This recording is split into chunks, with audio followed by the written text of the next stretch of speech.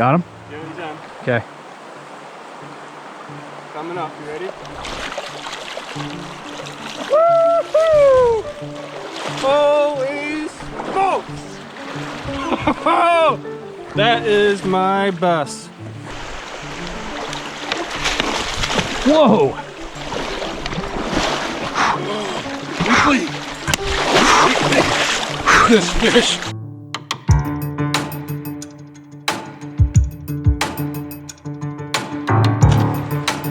You got him. You got him. Good job. That's a really big fish.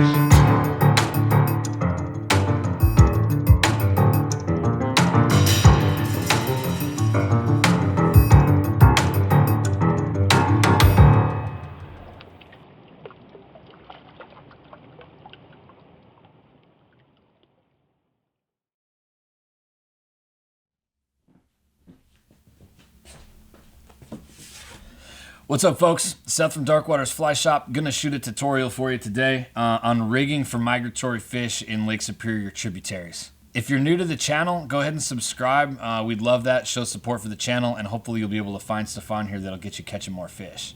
My main goal for this video is that it would answer questions to those of you that know what we're doing up here, and that it would also help you understand the differences between what we have in our superior tributaries versus what takes place in other parts of the region or even in the States or the world when it comes to targeting fish that are making runs up a river from a larger body of water.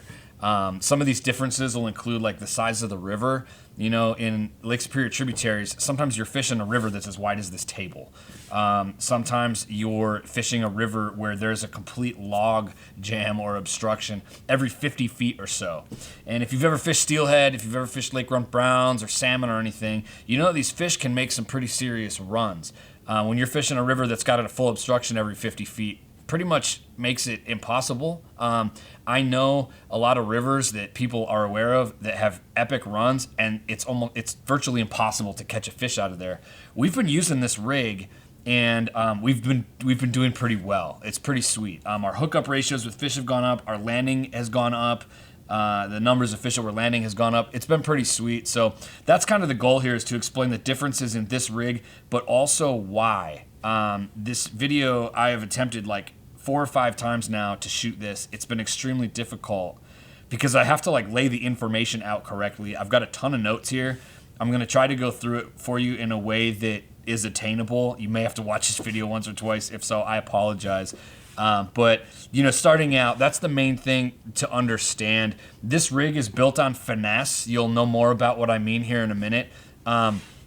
But it's because there's a lot of differences in the Lake Superior tributaries versus other things. The fish are going to be typically smaller. The steelhead, the browns, different things are going to be smaller in Lake Superior than they will be in Lake Michigan. So when these fish are coming up, typically, like when I was introduced to steelhead fishing, it was you need to have a 10-foot 7 weight, or you need to have an 8 weight. And in some cases, people are using bigger rods than that.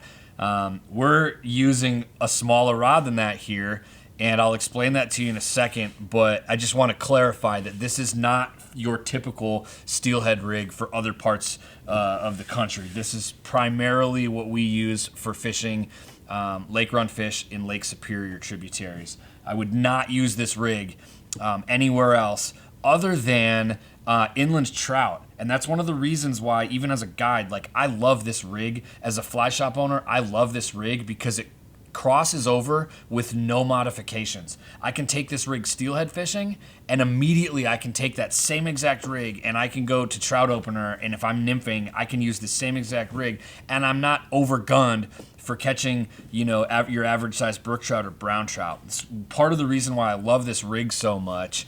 And so it's cool. It saves you on having to buy multiple rods. You know, you got a steelhead rig, and then you got a trout rig, and then you got this.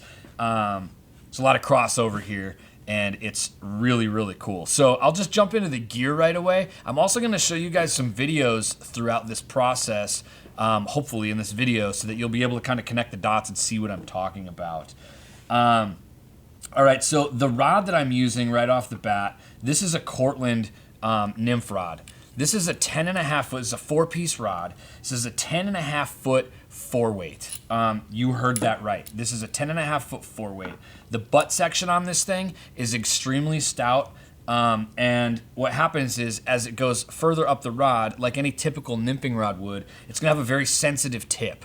This tip's extremely sensitive, which allows you, once you hook a fish, to basically relieve all of the pressure on that fish, putting minimal flex in this rod, still maintaining a tight hook to the fish's mouth, but in a way that you're not forcing that fish to run. I'll get into that here in a little bit. So just going down gear right off the bat, we've got a Cortland 10.5 foot 4-weight, okay? As far as the reel goes, you can use anything that's gonna hold line. Some people are really concerned about having a good drag system when they're fishing for like steelhead or salmon, because they're gonna make long runs and you need to have a ton of backing and you need to have a really confident drag system. I will say that the drag system is still important on there. Line capacity for your backing, I would tell you, is not important, because if these fish decide to make long runs and they run out half of your fly line, you're done anyways because they're in the logs.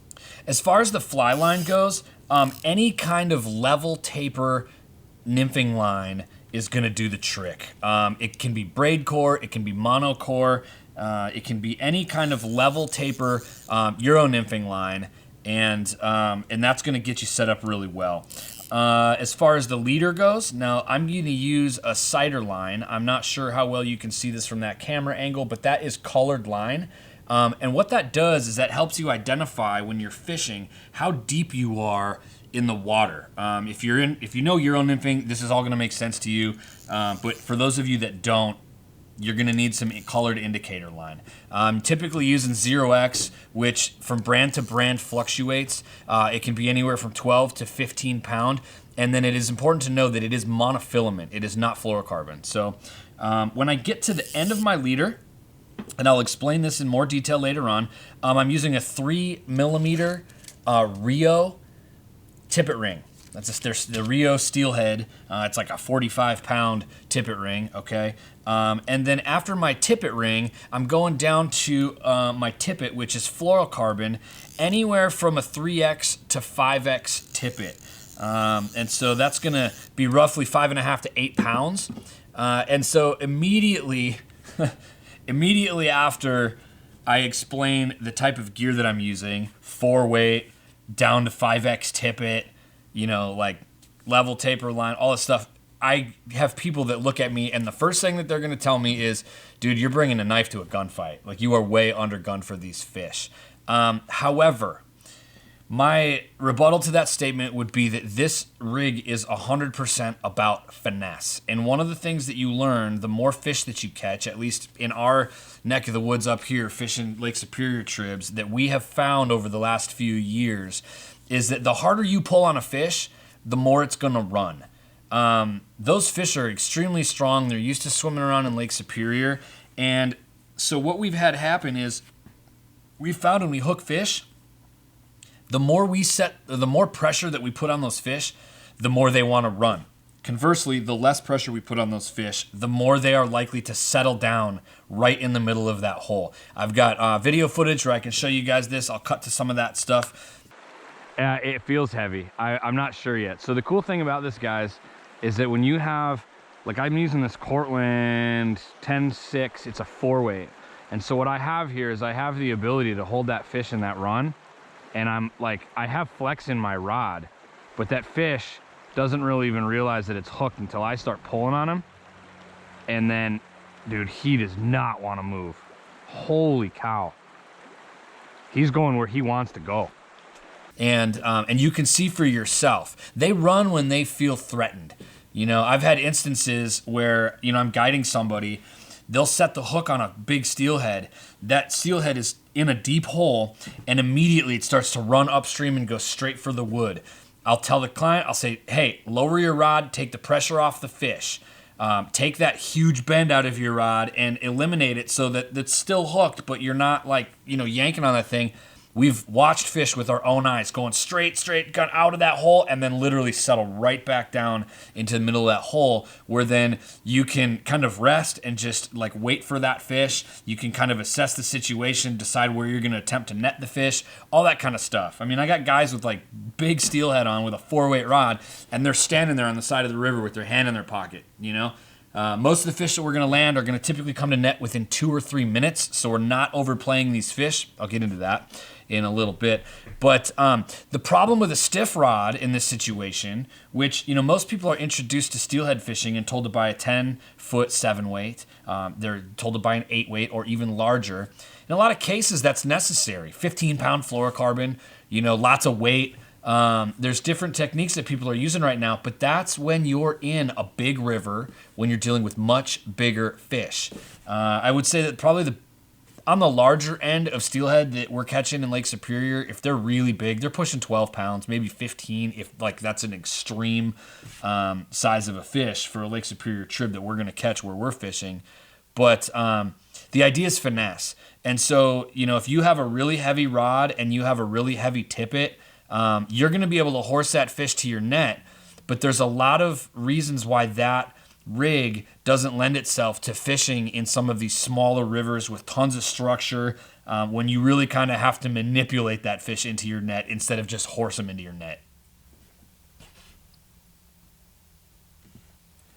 All right, so let me talk about the rod for just a second. The Cortland Competition Nymph Rod, I'll show you this here. This is, it's got a, as I said earlier, it's got a really soft upper half in the rod. It's got a very soft upper half section, and one of the things that I'll do with clients when I get them in the river is I'll put this rod together. I will take, in fact, I'm going to take one of the I have the same rod right here.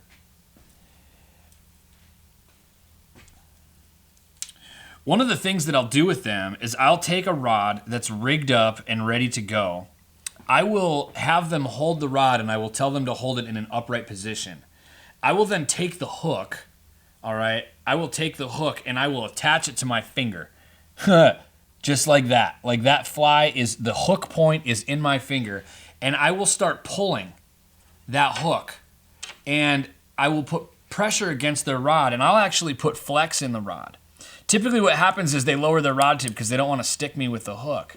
However, after I tell them, no, like lift your rod tip, they're completely amazed at how far I can pull their rod tip down before that hook starts to puncture my skin.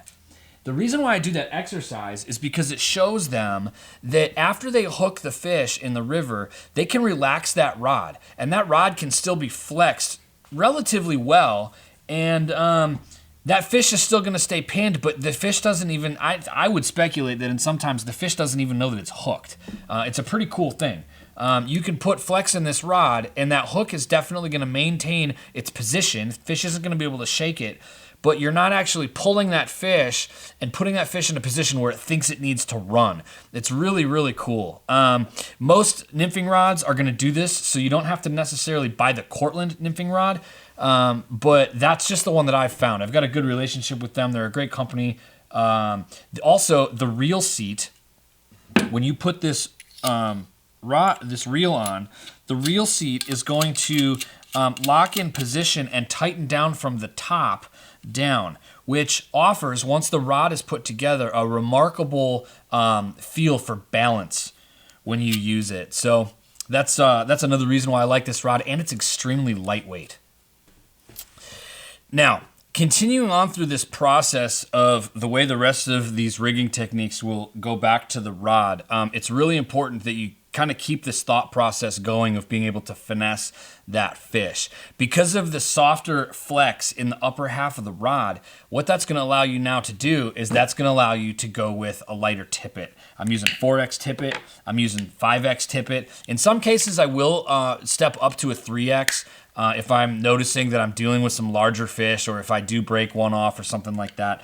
But what happens is when you go to this finesse style rig, what's going to happen is, because you have that room to play with in the flex of your rod, you can downsize your tippet, which then allows you to have to use less weight on your flies, because they're going to sink better, smaller diameter tippet, less friction against the water. They're going to sink faster. They're also going to have more of a natural presentation in the water. If you take a 15-pound test piece of fluorocarbon and you tie a fly to it, you can grab like 3 or 4 inches back on that line, and that line is going to stick straight out from that fly and bend just a little bit. It's not supple at all. And so when the water's pushing against that line, it's really going to move your fly around in the water. It's going to force your fly to go places that if your fly was a real bug or a real egg in the water, that it wouldn't do.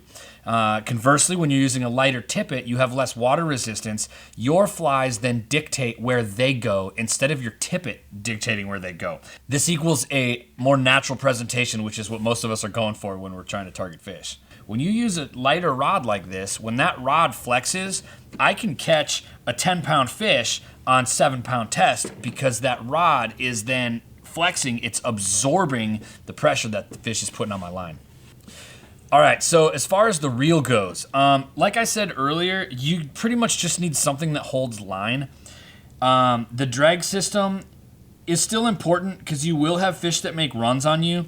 However, having like a huge capacity so you can hold like, tons and tons of backing isn't as important. Lake Michigan tributaries, absolutely. Lake Superior tributaries, if you're fishing tight streams, not so much. These things bend around like crazy. There's log jams everywhere. Rarely is that fish going to pull you. In fact, I'm thinking about it right now. I don't know that I've ever had a Lake Superior fish in a tributary take me into my backing. I don't know that I ever have. We've landed a ton of fish. I don't know that I've ever had that happen. And watch, now it'll happen. The 2 reels that I tend to use are either going to be the Lamson Remix, which the reason why I use it is because it comes in a 3-pack. When I get further in this video, one of the things I'm going to be able to explain to you is that there are times that every once in a while I'll throw an indicator on my rig. This is going to be for runs that are slower, or I need a super consistent depth that I'm not able to do with my fluctuating hand in the cold, or on a run that's just really long. If it's just long and straight, and I want a really consistent drift down a lane, sometimes Euro nymphing that is just not going to be acceptable. However, I can pop this off. I can buy this Lamson Waterworks Remix reel with 3 spools. So now I can bring a weight forward line. I can snap this on here, and I can bomb cast with a weight forward line, and then I can throw big mends in when I have to if I'm fishing farther away from myself. It's typically not what's happening when we're fishing. It's very rare that I'll do that, but there's 2-3 tributaries that I can think of off the top of my head where I will periodically use a weight forward line. And so using the Waterworks Lamson Remix helps a lot for that. It's got a good drag system. It even holds some backing. So, now when I go back out and after I told you they don't make big runs and I get a big run, just make sure I use that reel next time. The other reel that I'm partial to, you guys are going to think this is crazy. I've had people just tell me I'm an idiot for doing this, is the other reel that I use is the Ross, Colorado Click Pawl. That has just one setting on the drag, and that's it. Why do I use it? Because I like it. All my lake run fish last year were landed on that reel. Click Pawl drag, the Ross, Colorado 5-weight Click Pawl, and the Cortland Nymph 10.5-foot 4-weight. All right, so the fly lines that I'm using for my Euro line, I'm personally using the Orvis Hydros Tactical Nymph line. I've used a lot of other lines out there, and none of them are bad, I'll say that. The reason why I like this line is because for some reason they have a coating on their fly line that does not come off, and it goes through the guides of this rod extremely smooth. There are moments when I will take a water load cast. I'll take out sometimes 20 feet of line. I'll throw it behind me this way. I'll strip off a bunch of line here if I need to make like a 40-foot cast upstream, and I can water load that. I can shoot it, and it sucks all that line right out the end of my rod tip, making for a really, really nice, accurate cast. And I don't have, that would be like if I have an indicator on, okay? I'm not fishing that far away from me when I'm tight lining. But this line, it performs very, very well. I'll typically go through one of these a season. It's not too expensive. Euro nymphing line isn't. It's usually around 50 or 60 bucks.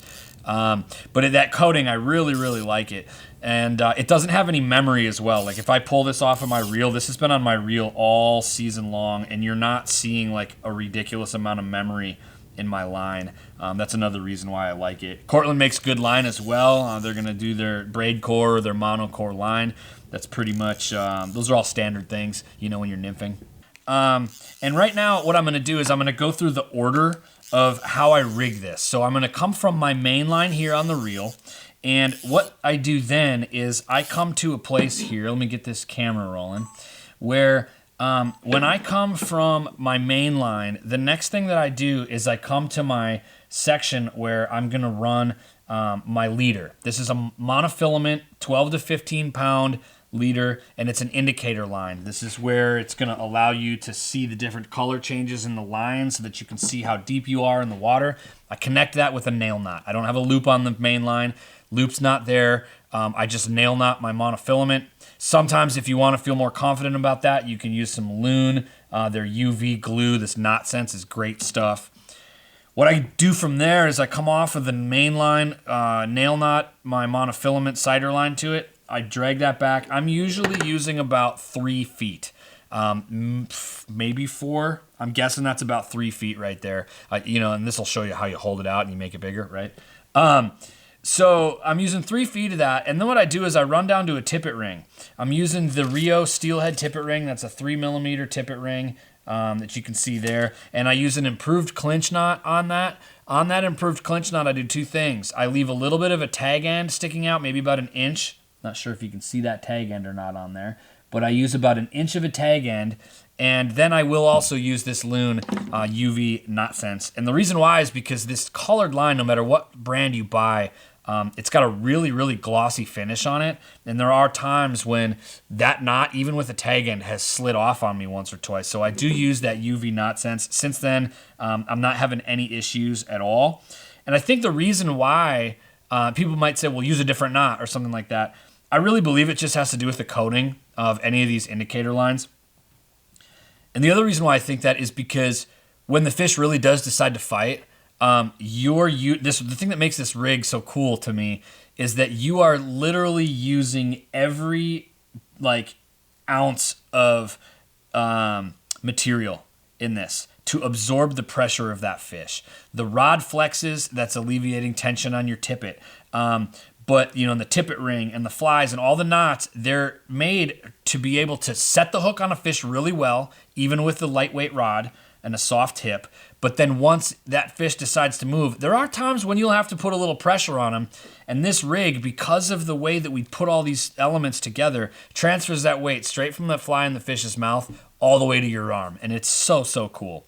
So that tippet ring goes on the cider line with an improved clinch knot. The tippet then attaches to the tippet ring with an improved clinch knot, and I'm averaging the deepest run of the river that I'll fish and the shallowest run of the river that I'll fish. I will average those, and that's when I will decide how long to make my tippet. The rivers that I'm fishing on a regular basis, I'm typically making my tippet about 5 feet, maybe a little bit longer. And what's going to happen there is I'm able to attach my flies to this tippet, and if it's a super deep run, I'll just bury that cider line all the way down in the water and get a couple extra feet, 3 extra feet out of my rig. The other thing that I'll do is that if it's super shallow, I can usually see my flies in the water, and so I don't have to worry about watching my cider line or anything like that. The hidden thing about this that makes this really cool is that when your rod is rigged, check this out. When your rod is rigged, my flies right now are attached to the hook keeper on my rod. However, my main line is still coming out of the tip of my rod. So I don't have to worry about any kind of knots going in and out of my rod tip ever, even when I'm landing fish. So because my tippet length in total with my leader and everything is about the length of my rod, a 10.5 foot rod, when I'm fishing by myself, if I need to land a fish, I can do it by myself without having to bring knots in through the end of my rod and everything. I'm telling you guys, this kind of figuring this out over the last number of years has been really, really cool because there's a lot of things that we're learning that have saved us a lot of grief. All right, so now going to my flies. I'm gonna pick this up just a little bit. About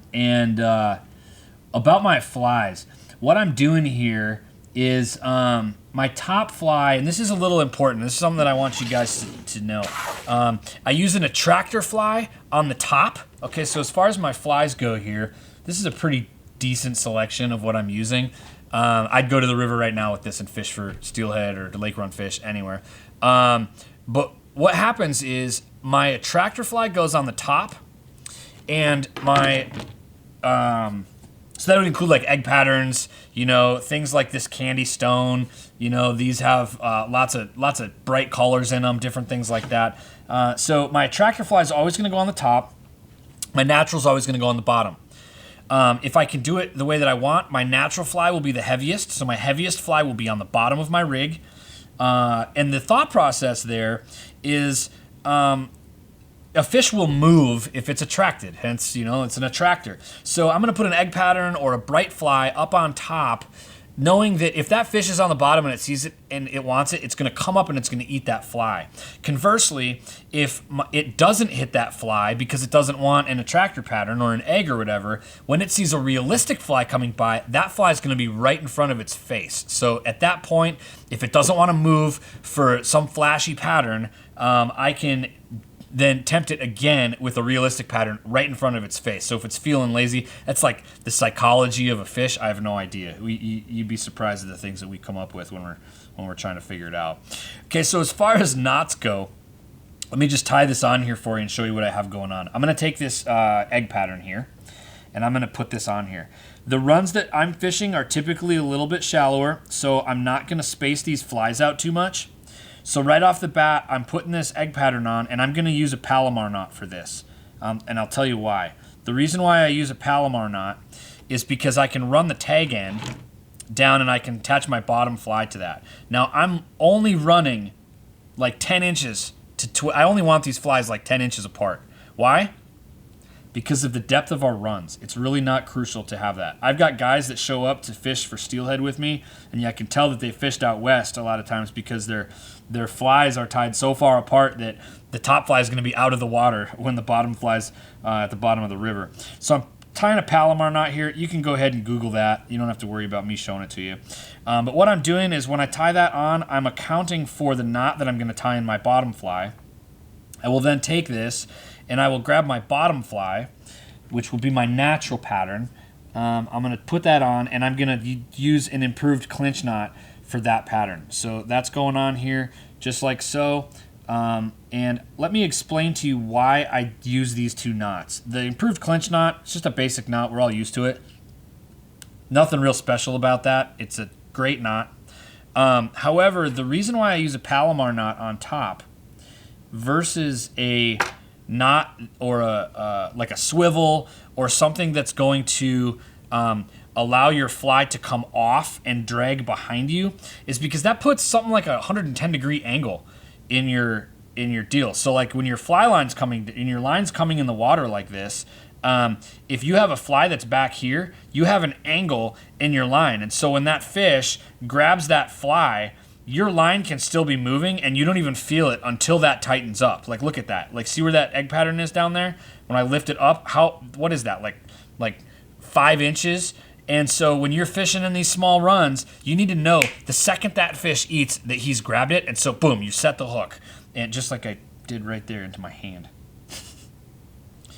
Putting your heaviest fly on the bottom also allows your point of contact to be directly attached to your arm.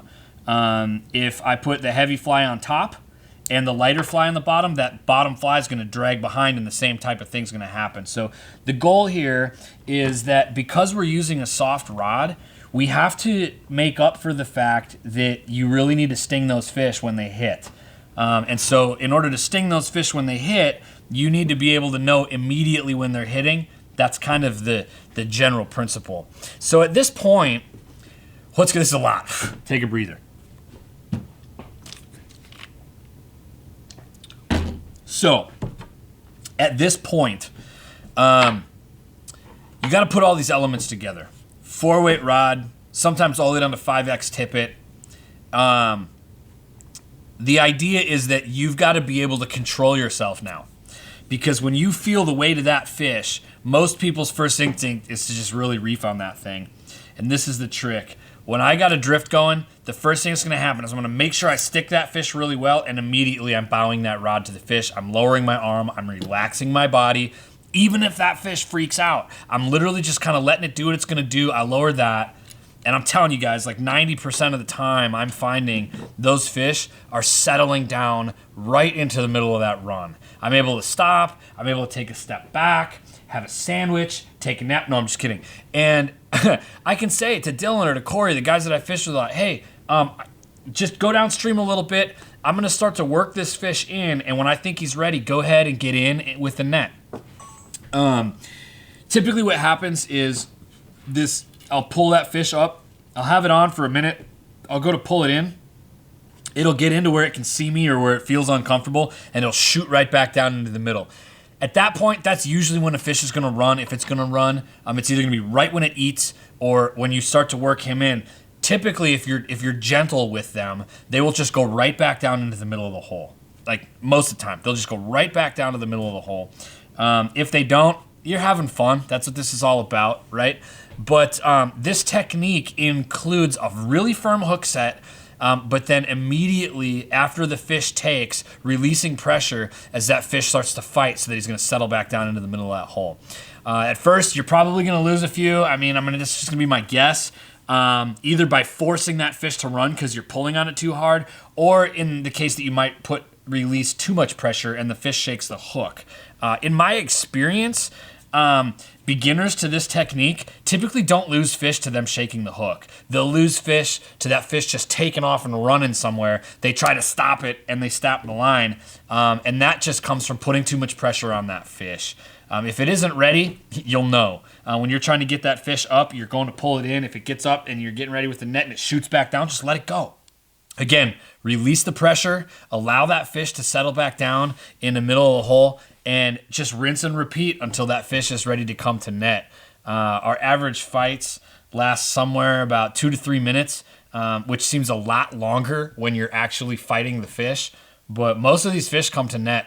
I'm hoping that I'm able to have been showing you guys video clips through this process on that. This so far is the best rig that I have found for targeting migratory fish out of Lake Superior in the tributaries. It's been really, really fun.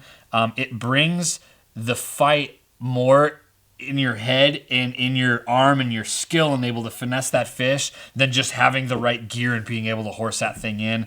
I don't really see that as being that sporty anyways, you know. As long as you're not overfighting the fish and stuff like that, there's no reason that you need to be afraid of having fun and just learning how to get into the mind of a fish. We're all fishy dudes. We love to do it.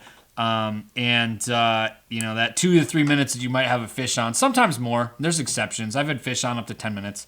But the footage doesn't lie. So I hope you guys have enjoyed this video. I hope that I was able to get everything out that I wanted to in an articulate manner and that you're not that I just didn't drive you crazy. We'll see when I start editing this. Either way, hope to see you guys on the water at some point. If you're interested in booking trips, go to the website, darkwatersflyshop.com. Stop in here in Iron River, chat with us when the shop's open. We'd love to meet you. Love to, get you set up with some rod and reels and different tippet selections and flies, all that kind of stuff. We're looking forward to a really, really fun season this year when it comes to these Lake Superior fish. So, I'll catch you next time.